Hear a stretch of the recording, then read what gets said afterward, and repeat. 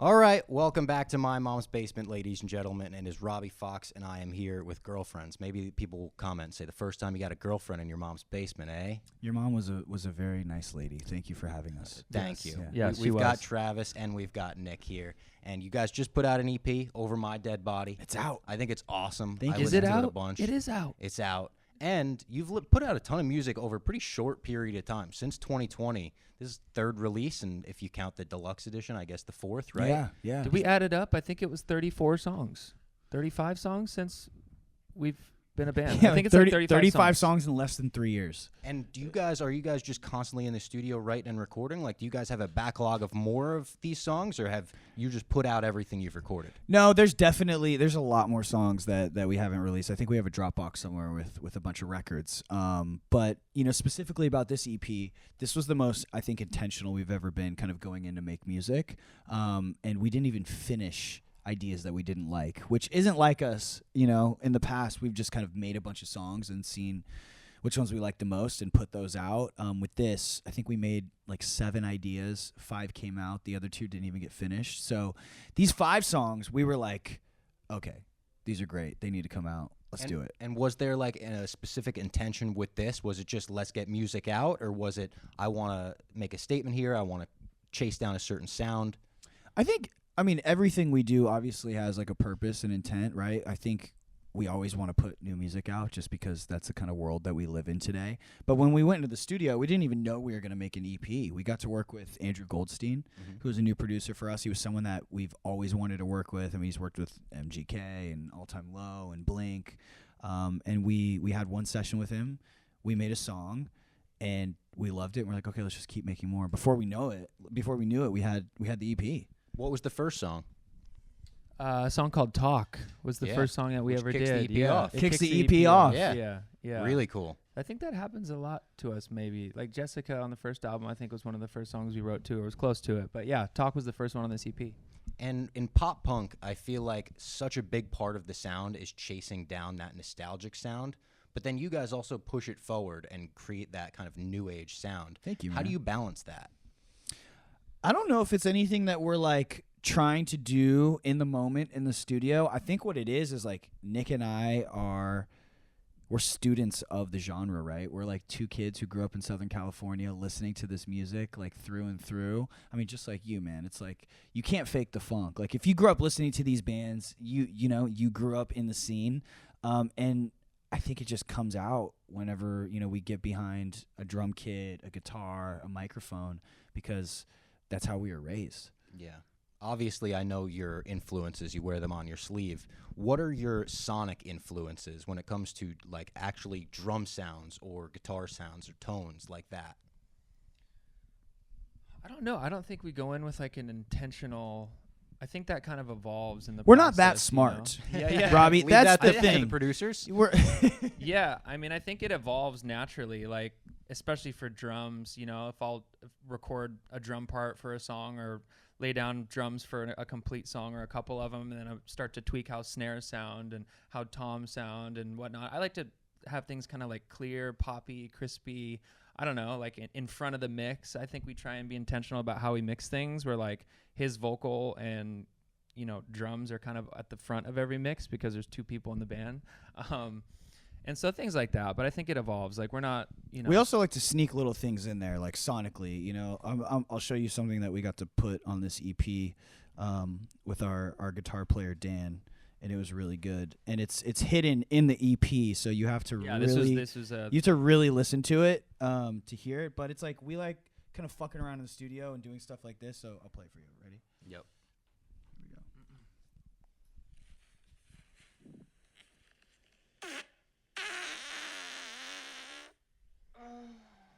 That's in there?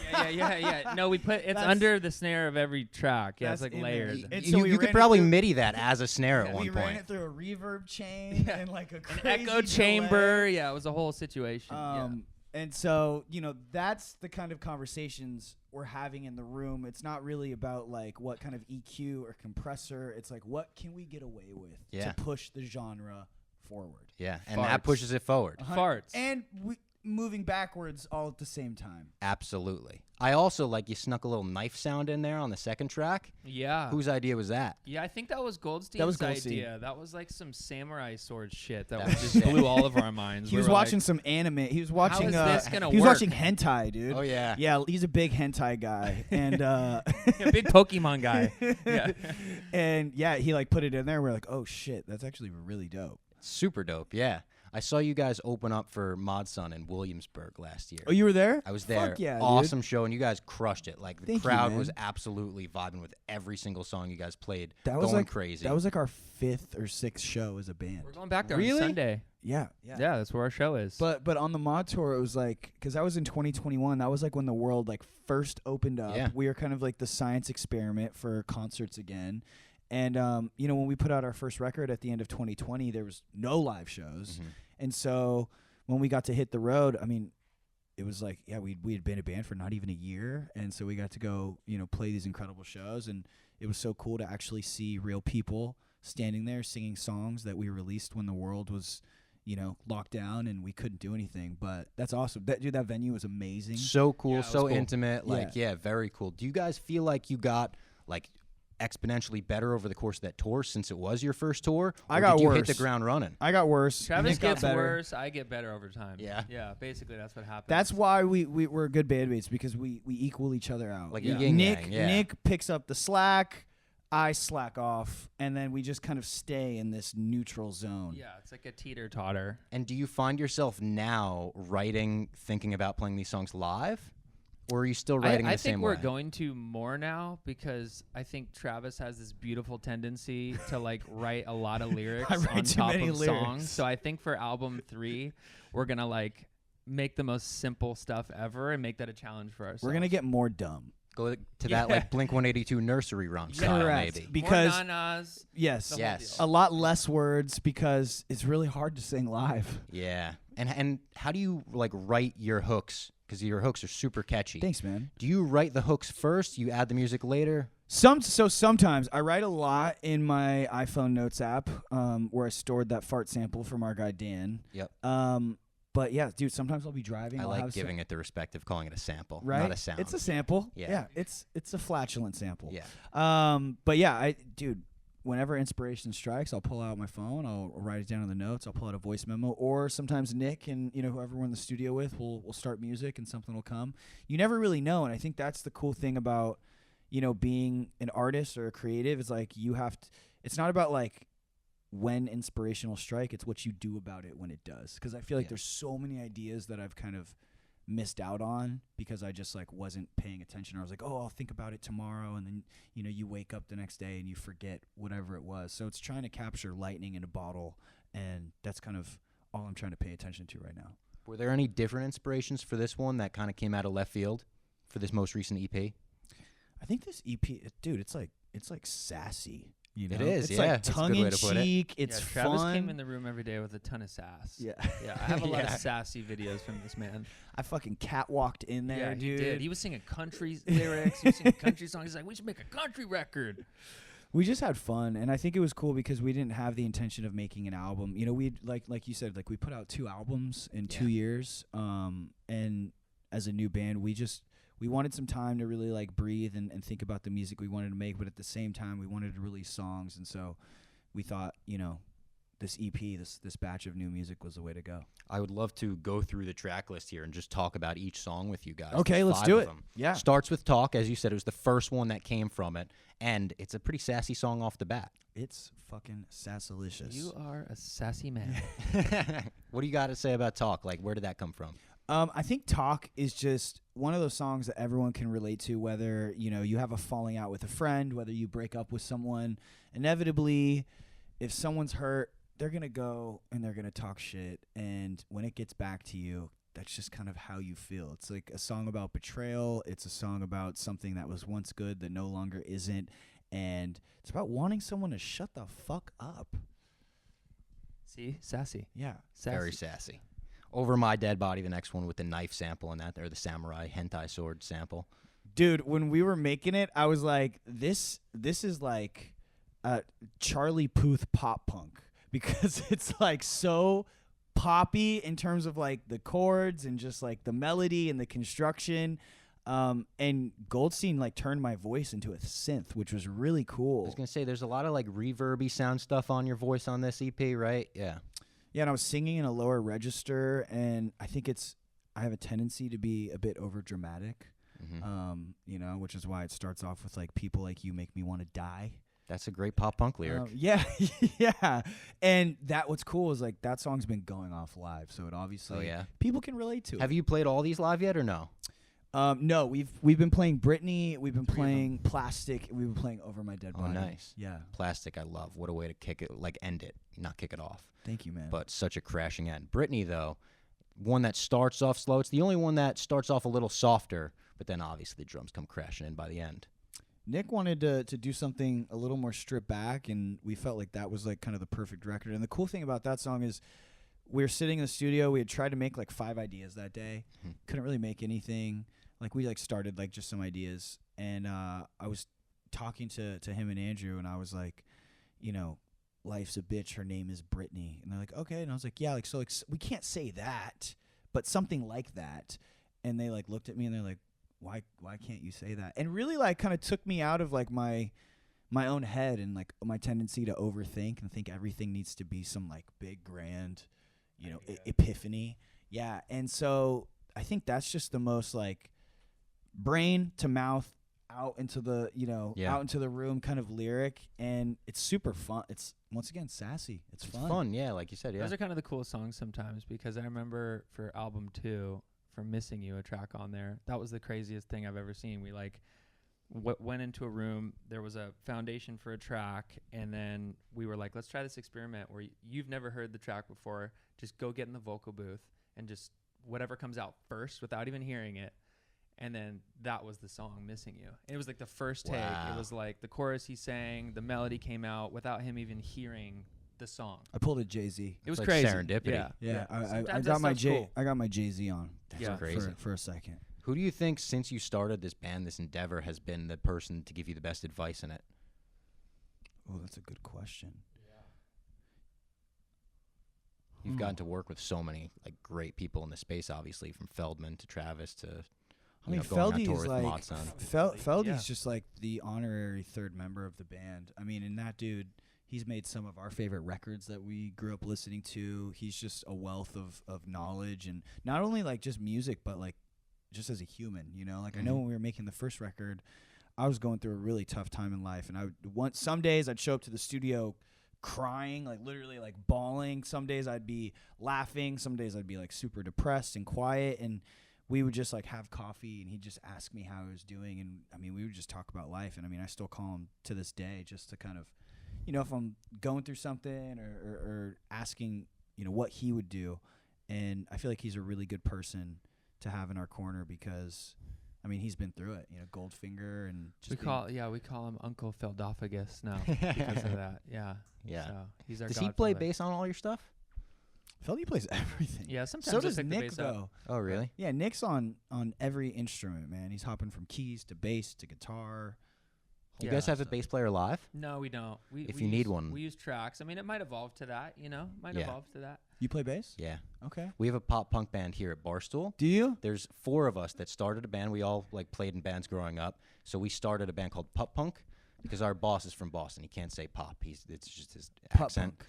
And we kind of just like make fun of like pop punk bands, but also do covers. We're playing a festival this summer. Are you? Yeah.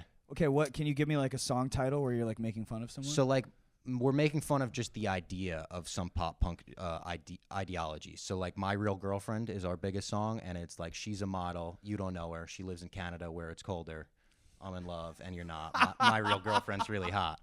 Dude, I fucking love We got a song that. called Just One Christmas where we're upset with our parents for staying together because our divorced friends get to celebrate Christmas twice. Oh my god. Stuff like that. So if you need an opener, if you need a bass player, Dude, Pop Punk that's Girlfriend. incredible. Yeah, you have to send us some music. I will. That's incredible. Where do you get inspiration for the songs? Pretty much like Blink-182, Simple Plan, Sum 41, that era of of pop punk. And then our shows, we'll do like a show with like 24 songs. We'll play 3 originals, and the rest are just covers that everyone loves. That's amazing. So it's a party, you know? That's amazing. Yeah, we got to we just got back from the Avril Lavigne tour, and we got to cover All the Small Things. I saw that. I saw that in videos. By Blink, and Sick. So it was sick. it was the coolest moment of the night, man. Because obviously, like, we go out, you know, we play our set, and then you go back for a little bit, and like 20 minutes into Avril's set, Nick hops behind, you know, the kid. I come out, and we get to sing a song that obviously influenced all of us to start making music, and to watch like 12,000 people every single night who don't even necessarily speak the same language just go off. Yeah. I mean, it was unreal. And Avril would like walk off stage to go do an outfit change, and like she would just like leave me up there, and I would just be there. That happened though halfway through the tour. Yeah, she would just be like, "No, you stay up there. Like, I'm gonna go change and like have fun." And like I told Nick, I'm like, "You realize nobody else would ever do that. There's no headliner in the world that like, here's the stage. that would have be like, fun. Yeah. Stay on stage. It's my show. I'm gonna go." This is what I would do, because I would hop off the kit at the end of the song, and then Avril would, you know, run away and get ready for her next stuff, and I'd go to the front of the stage just so I could watch Travis perform on the stage, because it was just so dope. I was like a fan, like, "Go Travis!" That's awesome. It was so cool. I had confetti cannons. I was shooting a cryo gun. It was like absolutely insane. And we took, you know, we kind of had to take it all in, because we're like, do you realize like no other artist would ever let like a direct support act do that? Yeah, that's so cool that you got that experience. Yeah. And it was a really cool moment, you know, with all the fans and stuff like that. And obviously, I mean, the tour was a dream come true. Yeah, shout out Avril, the queen of pop punk. Yes. Thanks anyway. The next song on this EP, where did that one come from? Last song that we made for the EP, it kind of came in like right at the last second. And it was an idea that was started by our friend Mitchie Collins. He sings in a band called Lovely the Band. Oh, yeah. Lovely. Yeah. And he sent it to Nick and I and was like, "Yo, do you guys like this idea that we had?" And it was like a guitar demo. And we really did. It was super cool. And is it just that main riff that he sent? Yeah. Or was it the beginning? No, it's the hook and everything. Stuff, And, you know, the "I'm good, thanks anyway." Yep. And we took it to Goldstein, and we're like, "Dude, what do you think about this?" And we all loved it. And so Mitchie came to Andrew's house, and we made that song. And we did. It at first I was just like, okay, cool. It's really simple. Now it's like it's one of my favorite songs on the EP, and I feel like it kind of takes me back to like when I was 15.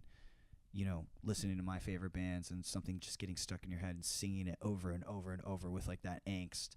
And yeah, dude, it was great. And it was also the only other song on the EP that we worked with like another person outside of you, me, and That's Goldstein. right. Yeah, we typically don't do a lot of that, but that was what it was for that song. Happy we did it.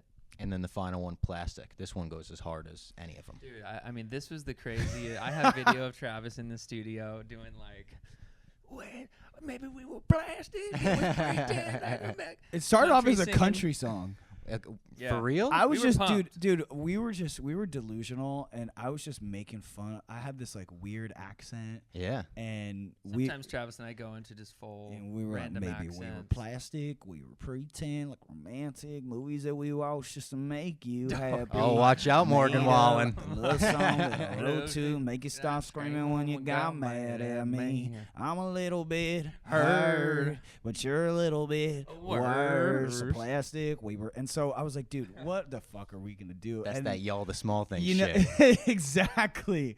And I mean, dude, it's like from a songwriter's perspective, it's just one of the coolest songs. And I remember like, I was like stuck that day. We couldn't really get a good idea.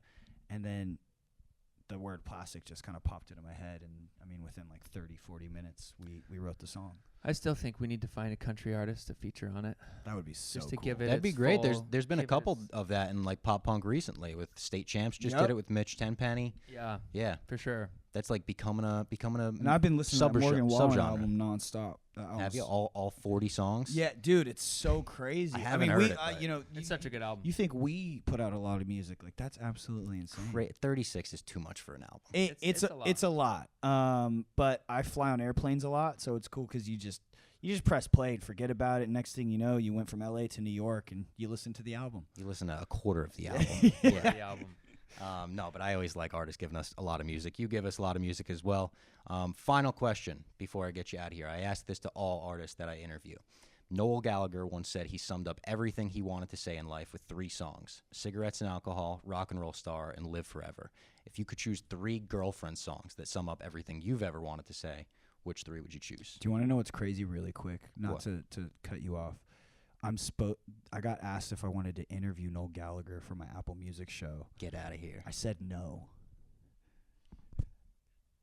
Because What? I'm scared. No, Dude, of no. what, getting him to talk shit on you? No, That's dude. a badge of honor. Dude, he's just like said no? I said no. I could still do it, but Do it. Do yesterday, He dude, has to do it. yesterday Are you out of they're your like mind? they're Out of like your mind? crazy question. Do you want to have Noel Gallagher on your show because he's dropping new music? And I was like, oh fuck, I'm gonna fuck this up. You and should've then said yes. maybe I need to rethink You it. have to. He'll give you the You best have to. sound bites ever. He'll be like, yo, And then you're he'll a be fucking featuring on a girlfriend song, idiot. dude. Yes. Let's go. like, you're the Girlfriend's worst featuring Noel band Gallagher. in the world. You're a You complete stink. bum. Yeah. Quit I can't making believe you music. said that. Like I got Live no, if Forever you're on my collarbone here. Like if you're you just- watching this, it's just because I respect you too much. he ain't watching this. Yeah, he is. he ain't watching. You don't think he watches Barstool? He don't watch my mom's basement. Yeah, he don't mess with it. He don't mess with 3 songs, 3 girlfriend songs that you think sum up everything that we've wanted to say. Yep. Ooh, that's tough. Travis doesn't even know the name of our songs. I don't even know the words. Yeah, he doesn't even know the words. You know, we're a brand new band, and I already need a teleprompter. Yeah. I'm just. A lot of people do. To be honest, one day, that's not. one day I will, but Yeah. not yet. A lot of people do. I will say "Where Were You" is one of the most important songs that we have as a band, because I feel like, you know, it really talks about a lot of the stuff that I was struggling with on the first record, and really just this kind of dark place that I had to crawl out of. And I think now more than ever, it's important for people to know that everything isn't perfect, and that's okay. Mhm. And you have to work really hard, you know, to change your situation and your mental state. And to build a community of people who listen to our music around that song has been really rewarding as a musician and just a person. So to give people something like that has been really cool. What about you, Nick? Pick number 2. I don't know. I'll go the California route, just because, you know, we're California kids. We got to represent California. That song somehow, you know, became our most popular song, I guess, in terms of listens and fans that like the song. I'll go with that. I don't listen to a lot of like lyrics. When I hear music, I don't listen to lyrics first. I listen to like how the music sounds and like what's going on with parts, and that's kind of how I produce and make stuff too. So I know the lyrics now because he sings them every I was night. gonna say, if we did like a lyric quiz, would you do well on it? A girlfriend's lyric quiz? I did that actually a couple weeks Oh, ago. you did? And I got it right. Remember? Yeah, I did you like did. A big Okay, lyric yeah. quiz. Good. So it's in my head. I Yeah. don't, you know what I mean? I'm like a music, like how it sounds, how it makes me feel. This guy's layering the candy. on All I top. pay attention to is words and melodies. I Mhm. could give a Yeah, fuck I'm like the about opposite. the background. Again, I'm the yin yang. opposite. Yeah. Yeah. And I say last but not least, what will I pick? I'll go with Plastic, because I feel like it was an accomplishment for us as a band, and we are really proud of that song, you know, not just as girlfriends, but also as like songwriters, to kind of, you know, walk out of there and be like, dude, this is just like a good song. Yeah. And so to have that one, you know, be a new one that's out that people can come to the shows and sing along with, and it's still brand new for it. Like, we put it out like 7 days A week ago? Yeah, Yeah. a week ago. So I can't wait to see, you know, how people connect to it and what it does, you know, live, and the energy that it'll bring. Thought you were gonna say "Stay a While," dude. That's been, and dude, Every night. every night we get there's like people who want us to keep playing more songs, and we're not playing Stay a While right now. And so our Travis. inside joke, we walk off stage and they start screaming one more song, and I just look at them and I just go, Stay a While. Stay a While. I'm like, well, you've never said "Stay a While" ever. He's on a "Stay a While" kick. Is there a country version of that song somewhere? The demo? Is there a recorded country version On of Nick's Plastic? iPhone, maybe. I was gonna say, you guys got to release layered that. under the fart sample. Yeah. Yeah. You guys got to release the country sample. People would love it. We'll do that. That's like a whole thing right now going on. And Alex Melton, you ever see that guy on YouTube? Uh-huh. He does country covers. He's pretty sick of just pop punk songs. So Let's go. Let's maybe do we that. send it to Alex. Send it to him. He'll do Alex, it. do if that. you That's a if great you idea. watch this, hit us up. There you go. That was Girlfriends, ladies and gentlemen. Go check out the new EP, Over My Dead Body. It's an awesome listen. Go check it out now. Go listen to Pup Punk. Go you listen to Pop bastards. Punk.